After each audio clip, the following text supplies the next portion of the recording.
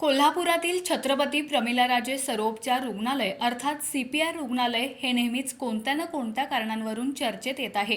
त्यातच सीपीआरमध्ये शस्त्रक्रियेपूर्वी अचानकपणे एका महिलेचा मृत्यू झाल्याची घटना घडली आहे। या प्रकरणी प्रशासनाकडून वैद्यकीय अधीक्षकांसह 4 डॉक्टरांवर कारवाई करण्यात आली आहे। त्यामुळे प्रशासनाला कारवाई करण्यास भाग पाडणाऱ्या संघटनांविरोधात आणि चौकशी न करता कारवाई करणाऱ्या प्रशासनाविरोधात डॉक्टरांनी आंदोलन करत कारवाई मागे घेण्याची मागणी केली आहे। सीपीआर रुग्णालयात मोतीबिंदू शस्त्रक्रियापूर्वी उपचार सुरू असताना शकुंतला पवार या महिलेचा मृत्यू झाला होता। या महिलेच्या नातेवाईकांनी आणि काही संघटनांनी तिच्या मृत्यूसाठी डॉक्टरांना जबाबदार ठरवत डॉक्टरांवर कारवाईची मागणी केली होती।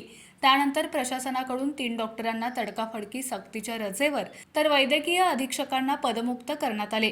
मात्र या कारवाईविरोधात डॉक्टरांच्या विविध संघटनांनी सीपीआर रुग्णालय अधिष्ठाता कार्यालयाबाहेर जोरदार घोषणाबाजी करत कारवाईचा निषेध व्यक्त केला।